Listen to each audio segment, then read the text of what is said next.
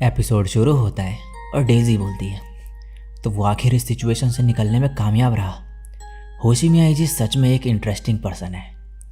तभी एक आवाज़ आती है, ये बोलता है ईजी की विल पावर बहुत इम्प्रेसिव है।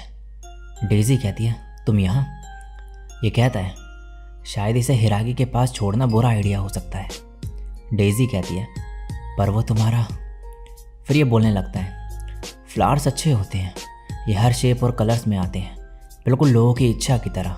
मैं आशा करता हूँ कि दुनिया जल्द ही इस ब्यूटीफुल गार्डन जैसी बन जाएगी। सीन शिफ्ट होता है, ये सब लोग हॉट स्प्रिंग होटल में आए हुए होते हैं। रीन कहती है काम खत्म करने के बाद नहाना सबसे बेस्ट होता है। अब ये सोचती है डाजाइफो गवर्नमेंट ऑफिस ने यूएन के न्यूक्लियर अटैक को फेल करके यामागुची को अपने डोमेन में ले लिया है। फ्री अपने फिंगर की चेन को देखते हुए कहती है ये कर्स रिंग जो मेरे से मेरी मर्जी के खिलाफ काम करवाता है, जिसने इस दुनिया को तबाह करा था और जिसने यामागुची को बचाया। होशी मियाँ जी मेरा टारगेट, मेरा दुश्मन, मेरा। फिर ये कहती है मैं ये क्या कर रही हूँ? अब कागे क्यों दिखाई जाती है? ये बोलती है लोगों ने मुझसे पूछा मैं पहाड़ों पर क्यों चढ़ती हूँ, तो मैंने जवाब दिया क्योंकि वहाँ चढ़ने के लिए पहाड़ है। रीन कहती है तुम यहाँ क्या कर रही हो? ये रीन की बॉडी टच करते हुए कहती है मैं सोच रही थी कि हम दोनों ईजी को साथ में मिलके मारें। क्या तुम श्योर हो कि हम ये नहीं कर सकते? रीन कहती है हाँ। तो ये बोलती है क्या तुम इससे सहमत हो? अब रीन गुस्से में कहती है ये तुम क्या कर रही हो? अब मारी को दिखाया जाता है। ये बोलती है हमने अपने इंपॉर्टेंट पर्सन को बचा लिया है, टारुटामा हिकारी, जो न्यूक्लियर मिसाइल्स को न्यूट्रलाइज कर सकती है। तभी यहाँ पर कागेक्यो भी आ जाती है और मारी की बॉडी भी टच करने लगती है और फिर बोलती है तो क्या ये लड़की हिरोशिमा ऑर्डर है? तुम इस लड़की को हिरोशिमा से आखिर यहाँ यामागुची तक कैसे ले आए? मारी इसको धक्का देते हुए कहती है ये सब बंद करो, ये कर्नल के लिए रिजर्व्ड है। टारुटामा हिकारी मीनामोटो नेने की गोद में होती है। ये बोलती है मैं ऑर्डर हूँ जो ड्रीम वर्ल्ड को रूल कर सकती है और मैंने हिकारी के ड्रीम्स को कंट्रोल किया हुआ है। कागेक्यो उसके पास भी जाती है और मन में बोलती है ये चढ़ने लायक पहाड़ नहीं है। और फिर ये ईओ के पास जाती है और फिर इसकी बॉडी टच करने लगती है। ईओ शर्म के मारे चिल्लाने लगती है और कहती है ईजी के अलावा कोई और इसे टच नहीं कर सकता।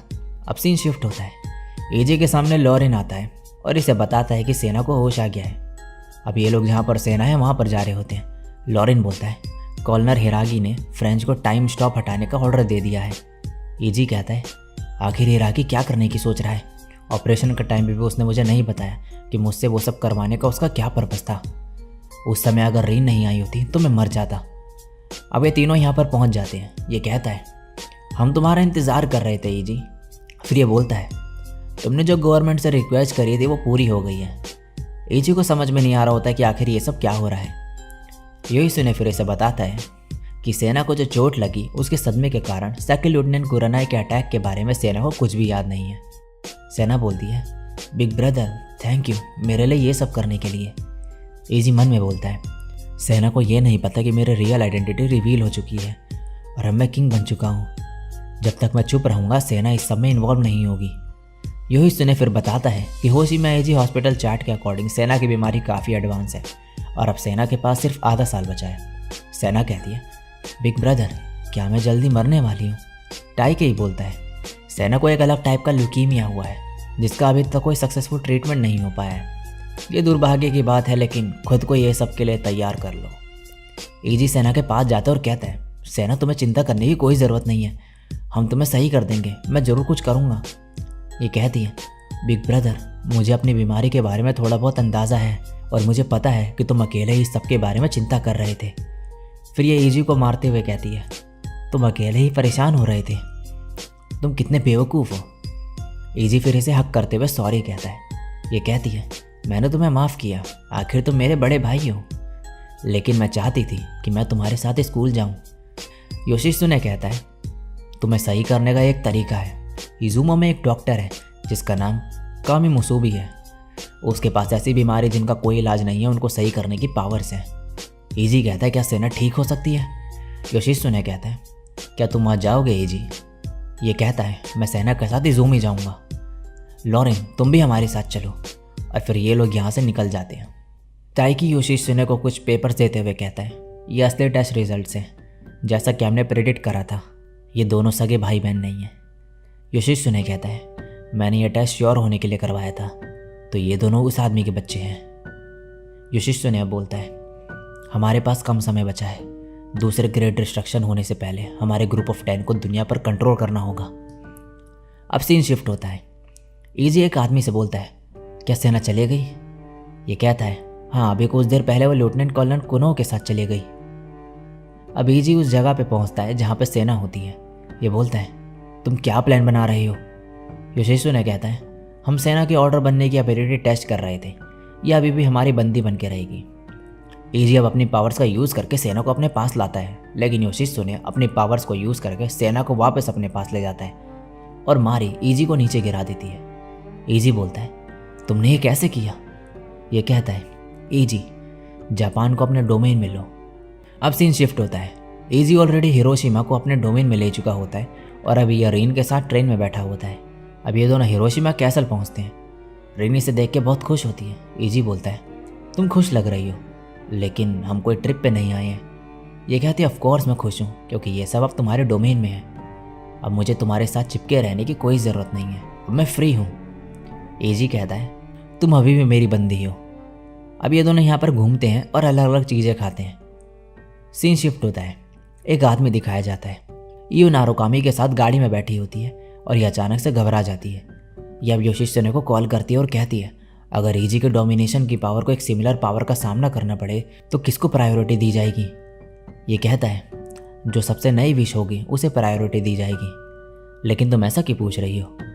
ईओ कहती है, मुझे ऐसा फील हो रहा है कि वो आदमी यहाँ पर है। सीन शिफ्ट होता है और यहाँ पर रीन कुछ खाने के लिए खरीदने चले जाती है। खाने को ऑर्डर देती है ये और फिर अपनी फिंगर पे बंधी चेन को देखते हुए कहती है, डोमिनेशन चेन, होशिमिया ईजी मेरा। तभी एक आदमी बार बार पीछे से बोल रहा होता है, तुम्हारे पेरेंट्स का कातिल, तुम्हारा दुश्मन, तुम्हारा टारगेट है होशिमिया ईजी। मुझे तुम्हारी विश पूरी करने दो। फिर जैसे ही यह रीन के कंधे पे हाथ रखता है और ये इसकी तरफ देखती है तो रीन के हाथ से डोमिनेशन चेन गायब हो जाती है। रीन बोलती है, मैं ये सब क्या कर रही थी? और तभी रीन की आंख चेंज हो जाती है। सीन शिफ्ट होता है। ईजी पे कुछ लोग बंदूक से हमला कर रहे होते हैं और ईजी उनसे भाग रहा होता है। भागते भागते एक दूसरी जगह पे आता है और बोलता है, मेरे कमांड्स इन लोगों पे काम क्यों नहीं कर रहे हैं? तभी किसी के हंसने की आवाज़ आती है। ये कहता है, फ्रॉइड ने कहा था कि इंसानों को जानवरों से जो अलग करता है वो हमारा दिमाग है।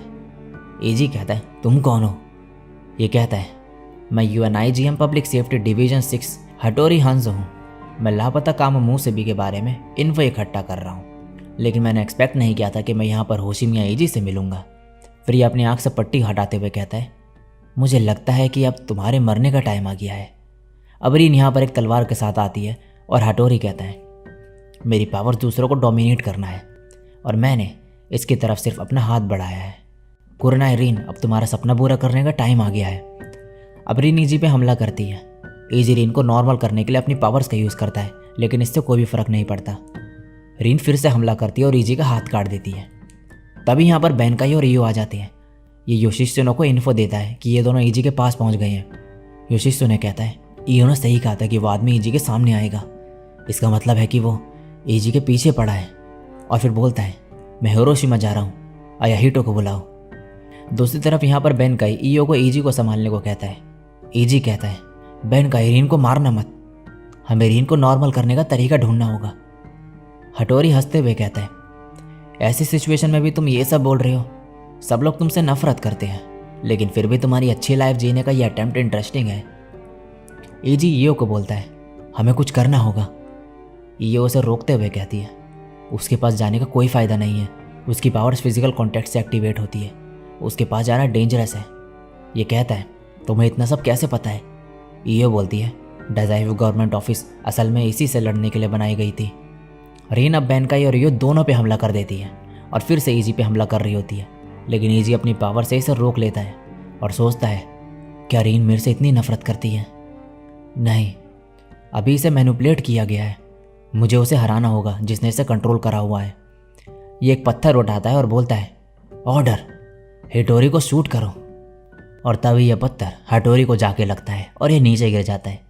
हटोरी हंसते हुए कहता है, ऐसा नहीं होगा कि वो आदमी खुद तुम्हारे सामने में आएगा, मैं तो बस एक मोहरा हूँ। ईजी बोलता है, इसका मतलब है कि इसको भी मैनिपुलेट किया गया है। तभी एक आवाज़ आती है, ईजी मेरे पास आओ। और तभी ईजी एक ब्लैक कलर के ट्रैप में फंस जाता है। लेकिन तभी यहाँ पर योशित्सुने आ जाता है और अपनी पावर्स का यूज़ करते हुए कहता है, order bullfin swapping ritual, fact to fiction. और फिर कहता है, होशिमिया ईजी का पकड़ा जाना और घायल होना अब एक झूठ है। और तभी ईजी इस ट्रैप से छूट जाता है और इसका हाथ भी ठीक हो जाता है। और फिर ये कहता है, पेनकाई और रियो को जो चोट लगी है वो भी झूठ है। और फिर ये दोनों भी ठीक हो जाते हैं। हटोरी से ये कहता है, फिर मुझे यकीन नहीं हो रहा है कि तुम जैसा आदमी उसका मोहरा है।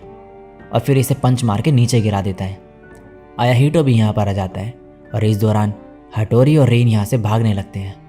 ईजी कहता है, रुक जाओ रीन। लेकिन ये दोनों यहाँ से भाग निकलते हैं।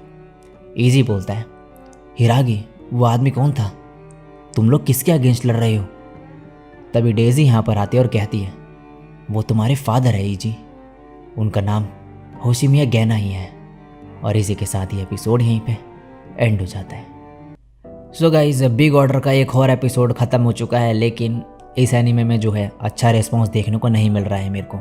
पता नहीं आपको ये एनीमे पसंद आ रहा है या नहीं आ रहा। आ भी रहा होगा तो शायद ज़्यादा लोगों को नहीं आ रहा है मे बी। तो जितना को भी भाई पसंद आ रहा है एटलीस्ट उतने लोग तो भाई कमेंट और लाइक कर दिया करो। तो भाई ज़्यादा से ज़्यादा लाइक और कमेंट करो इस वीडियो पे। कोई टारगेट वगैरह रख नहीं रहा हूँ मैं, ऐसे ही बस कर दो भाई लाइक और कमेंट, जिनको भी वीडियोस अच्छी लग रही हैं और जिनको भी एनीमे पसंद है। बाकी मैं मिलता हूँ नेक्स्ट वीडियो में, तब तक के लिए सायोनारा, बाय।